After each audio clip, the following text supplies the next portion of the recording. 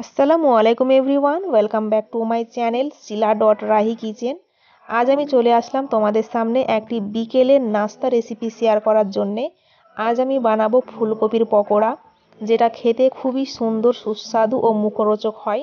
তো এই ফুলকপির পকোড়া কিভাবে আমি বানাই, তোমরা ভিডিওটি সম্পূর্ণ দেখতে থাকো। তো এর জন্য আমি প্রথমে এখানে একটি কচি ফুলকপি কেটে নিয়েছি পিস পিস করে, আর এটাকে জল দিয়ে ভালো করে ধুয়ে একটা বাটিতে রেখে দিয়েছি। আর এখানে আমি কিছু মশলা নিয়ে নিয়েছি, আর এখানে নিয়েছি বেসন, আর নিয়েছি চালের গুঁড়ো। এই চালের গুঁড়োটা যেটা বাজারে কিনতে পাওয়া যায় সেটাই আমি নিয়েছি।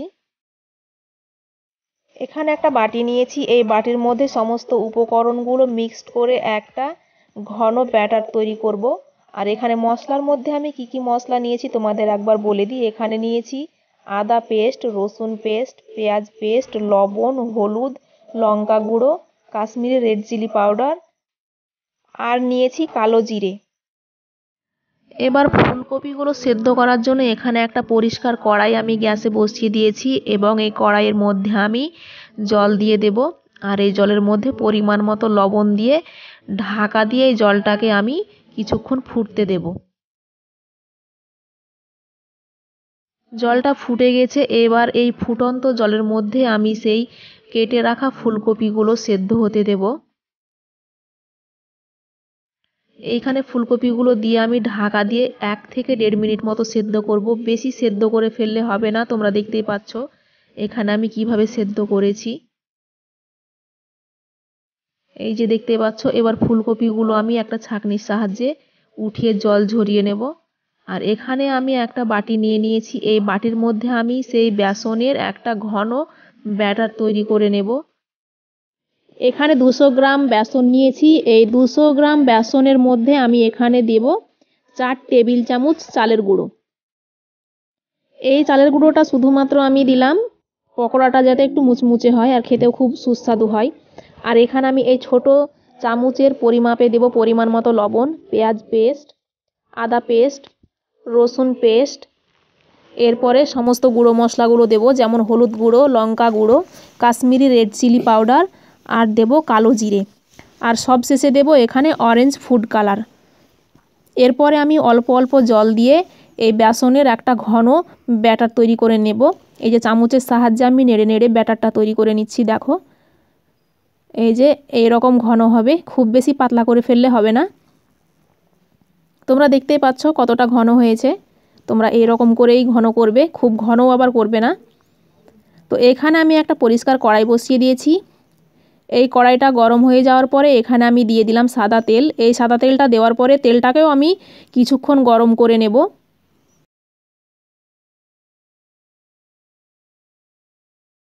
এইদিকে সেদ্ধ করে রাখা ফুলকপির পিসগুলো এই বেসনের মধ্যে আমি চুবিয়ে চুবিয়ে ভালো করে সেই ফুলকপির গায়ে লাগিয়ে নেব, আর একটা একটা করে এই তেলের মধ্যে ছেড়ে ভেজে নেব। তো দেখতেই পাচ্ছ এইরকম করে একটা একটা করে পিস আমি ছেড়ে দেব।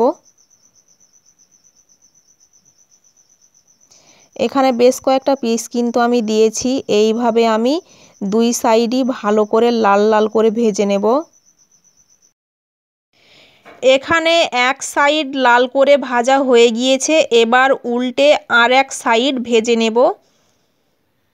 এই রকম করে প্রত্যেকটা পকোড়াই উল্টে উল্টে আমি লাল লাল করে ভেজে নেব।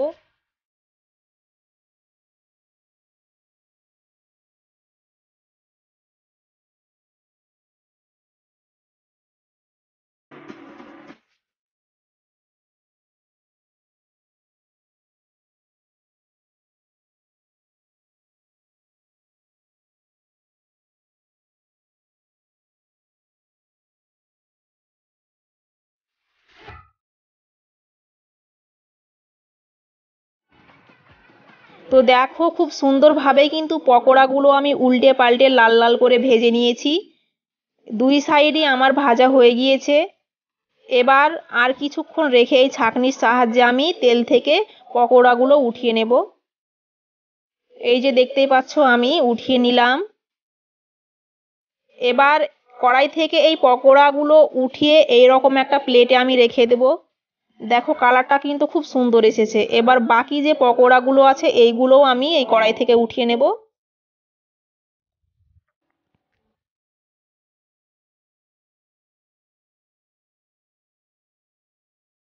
ওই পকোড়াগুলো উঠানোর পরে সেই তেলের মধ্যে বাকি যেগুলো আছে সেইগুলো আমি একটা একটা করে ছেড়ে এইগুলোও লাল লাল করে আমি ভেজে নেব।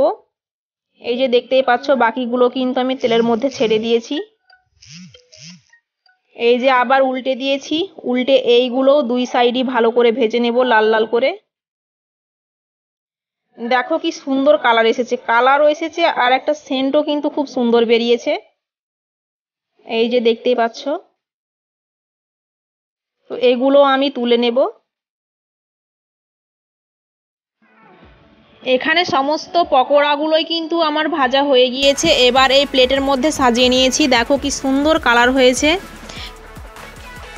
খেতেও খুব সুন্দর হয়েছে। এই রকম করে পকোড়া বানালে কতটা খেতে টেস্টি হয় তোমরা এরকম করে না বানালে বুঝতে পারবে না। তো অবশ্যই অবশ্যই তোমরা বাড়িতে একবার হলেও ট্রাই করে দেখো, খেতে সত্যিই খুব সুন্দর হয়, অসাধারণ একটা টেস্ট হয়। তো আজকের রেসিপি কেমন লাগলো তোমরা অবশ্যই আমাকে একটি কমেন্ট করে জানাবে, আর চ্যানেলটিকে সাবস্ক্রাইব করে দেবে। যারা আমার চ্যানেলটিকে আগে থেকে সাবস্ক্রাইব করে রেখেছো তাদের অসংখ্য ধন্যবাদ। আর যারা আজকে আমার চ্যানেলে নতুন তারা অবশ্যই আমার চ্যানেলটি সাবস্ক্রাইব করে দেবে, লাইক করবে, কমেন্ট করবে আর শেয়ার করবে। তো দেখো তোমাদের আমি এরকম করে হাতে তুলে তুলে একটা করে দেখিয়ে দিচ্ছি যে পকোড়াগুলো কতটা সুন্দর করে ভাজা হয়েছে, কতটা সুন্দর কালার এসেছে এবং খেতে কেমন হয়েছে সেটাই আমি তোমাদের দেখাচ্ছি। তো এখানে একটা আমি ভেঙেও তোমাদের দেখাচ্ছি যে ভেতরটা কেমন হয়েছে। এই যে দেখতেই পাচ্ছ। তোমরা হয়তো অনেকে ভাবতে পারো যে ভেতরটা কাঁচা হয়েছে, তবে মোটেও না, খুব সুন্দর সেদ্ধ হয়েছে আর খেতেও দুর্দান্ত হয়েছে।